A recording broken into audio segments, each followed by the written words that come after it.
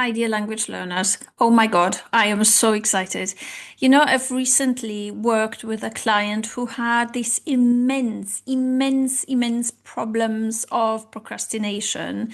And I realized there's also a different way of accessing fluency in terms of working at the root cause of procrastination, eliminating that, and then actually re-engineering the whole study routine in such a way that the person, and in this way we succeeded really nicely, that the person actually experiences joy again in language learning.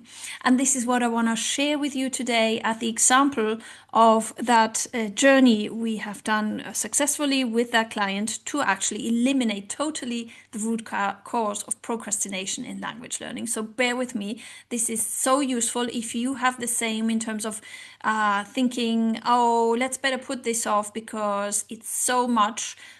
Bear with me. This is your video.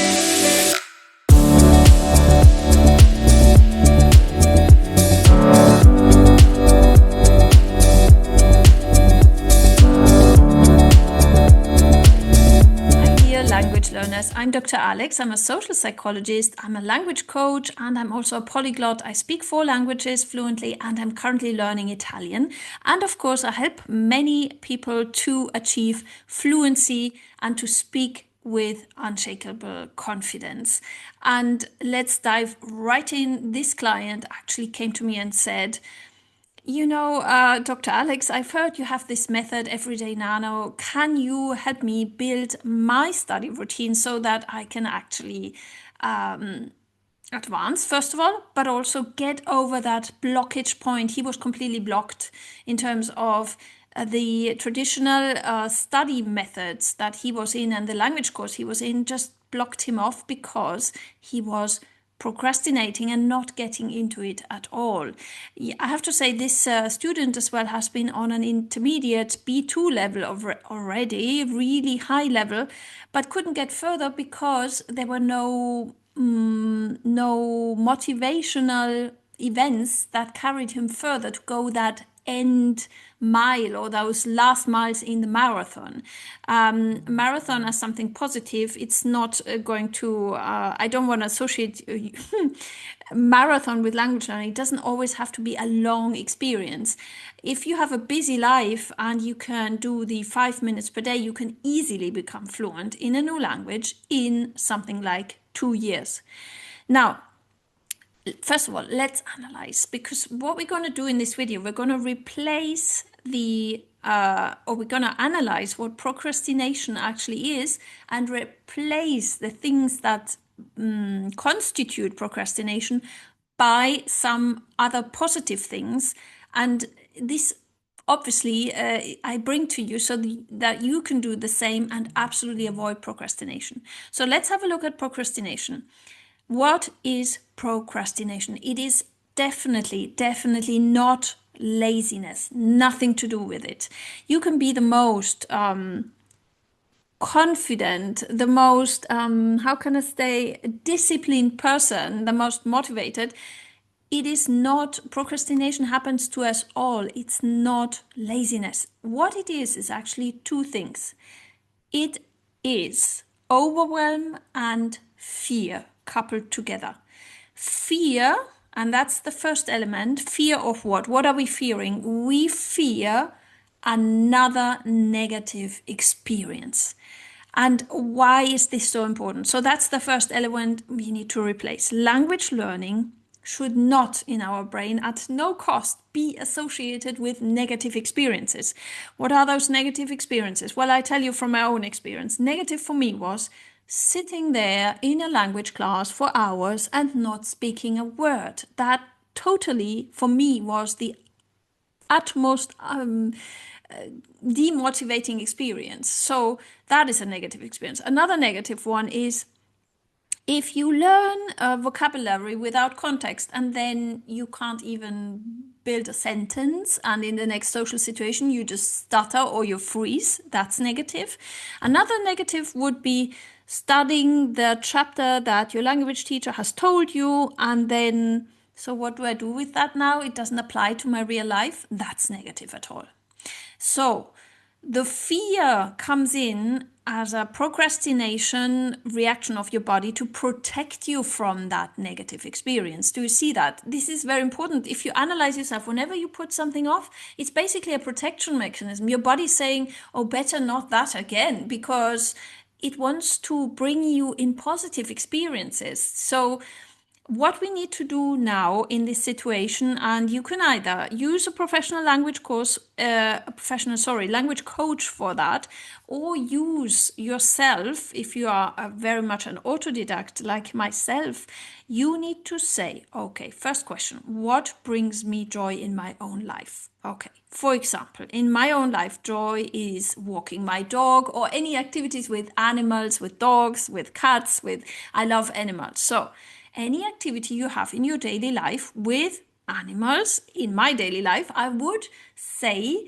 to actually say in my 5 minutes per day, I do that in my target language. So at the moment, I do that for my Italian practice. Whenever I walk my dog, I try to replace what I say typically to my dog on an everyday basis by Italian words. Or when I talk about, when I do that practice session with AI or with other people who speak already Italian, I try to talk about my preferred hobbies, so in this case, activities with dogs in Italian, because you need to link it to something joyful, something that interests you, something that makes you passionate. And also joy can come in by choosing a different language course. I mean, you probably share the experience. If you go to a very technical grammar-oriented language course, you know what I mean by dry sessions. Dry sessions are for me whenever I sit there and the focus is just on the technique of the language in terms of its grammar. And this is not what a language is really for, right? You should not become the master of the grammar rule XYZ.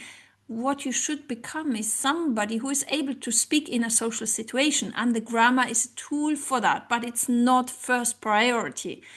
So positive experience can come in by looking for a language course where the teacher puts the emphasis on role playing, on imitating real life situations. So for example, in my courses, what I do is I first of all ask the participants, so what is your objective in your language, in your target language? What situations will you have to live in your new language? And then we practice just that. So if they tell me, for me, it's important in my hobby to actually do that in the target language because I do that in a different country, in a different language, we practice that kind of topic in the new language. Or if they tell me, oh, I actually use that language for work, well, we would practice the typical work situations they would have in their profession. Or if they tell me, no, for me, it's just if I have the opportunity to, to watch a film in that language or to socialize with people who speak that language, or in general, if I want to travel or spend some nice vacation in that, in a country where they speak that language. So we would practice these situations. So the role play actually allows you to have positive experiences where you can simulate your future memories of living something joyful in the new language. And that will actually tell your brain, oh my God, this is positive. So naturally, you will not procrastinate because you're looking forward to the next session. You're looking forward to doing that again, of joyfully experiencing your learning journey. And that is what we first need to replace. So that's the very important thing. So I repeat, the procrastination is fear plus overwhelm. It's nothing to do with laziness or absence of discipline or anything like that. It's actually fear plus overwhelm. So you need to replace fear by joyful experiences, positive experiences only. Language learning needs to be positive. So your brain will think, oh, that's actually quite joyful, so I can do that again. And also the overwhelm element we need to replace, and that's number 2. If we replace overwhelm by something that actually drives home to you that it's really small, really simple, a small chunk. This is what the everyday nano method stresses so much. It needs to be a small element. So that will actually tell your brain small is easy. And when your brain gets the message in your subconscious even that it's small and easy, guess what? You will want to do it again, because small and easy means, oh, that's doable. I don't have to procrastinate. So your body will naturally say, nothing to protect from, because first of all, it's positive. It is small and easy, so there's nothing to protect from. So let's do it. It was easy last time. Let's do it again. That is what will happen. So you need to replace the long study sessions, the scientifically complex things, by small and easy everyday 5 minutes. And the 5 minutes per day can be something where it integrates with your everyday life, where you speak out loud what you're going to live next time. And by doing that, you will actually see that it's, first of all, small and easy. There is positive experiences, so there's nothing to fear. And that's the third element, it's not boring at all. It is something that is not dry. It's something that is life. It's your everyday life experience. And so you will actually see that your body switches from procrastinating to looking forward to it, because it's joyful, it's nice, it brings you motivation. And and that's the third mechanism. Actually, the motivation will come naturally, because you will have that constant feedback loop of having success moments where you feel, oh my God, it was so small and easy, and I was able to communicate, and it was joyful. Let's do that again. And that creates a positive cycle of events that will help you to go back every time. And if you go back every day, guess what happens? You will succeed in no time. You will naturally succeed, because first of all, you're doing 5 minutes per day, and check out my other videos on how you do those 5 minutes per day. And these 5 minutes per day, do the math. It will add up on becoming fluent. And if you have a very busy life, this method is just perfect for that, because you can chunk it in very easy in those downtimes, or those times when you're just scrolling on your phone, or you're doing something to wind down. In those 5 minutes, say something out loud, a sentence that you had in your mind because you were thinking of something that you lived in your real life. Say it in your target language. This is what you need to start to do. And if it's too big, still, if you say, oh my God, how do I do that? I'm so busy. Do less. For me, sometimes it's enough, and that's the growth mindset. Instead of not doing anything because you feel tired, do a small thing, the smallest element. Last time I said, oh my God, I can't be bothered today. I'm so tired. So at least I did 3 assertive sentences in Italian, how to say that you have liked the experience. Just that is enough, because then you have done a small next step to your speaking fluently aim. So I hope this has broken down for you the elements of what procrastination actually is. And your body is doing right, because it wants to protect you from bad experiences.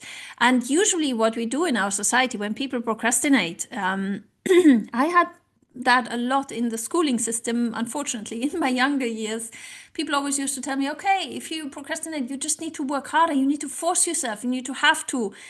Yeah, you know what I mean. You have to do it. And yes, of course, I get what people said. It's kind of the discipline, even things we don't like, some things we need to study, even things we don't like. But there's always a way to turn around your study routine to positive experiences, to smaller chunks, one at a time, a very small chunk, and to this motivation, this natural motivational feedback loop by having small success moments. If you re-engineer your study routine like that, and this is what we did for that client, he totally kind of changed his way of thinking about practicing the language. And because he was intermediate, he was able to really activate the language really quickly. Drop me a comment how this resonates. I hope this resonates for your own practice, because I realize the more I think about this, it's all about the way in which we study and not so much how we study. So thanks so much for spending this moment with me today, and join me in my next video.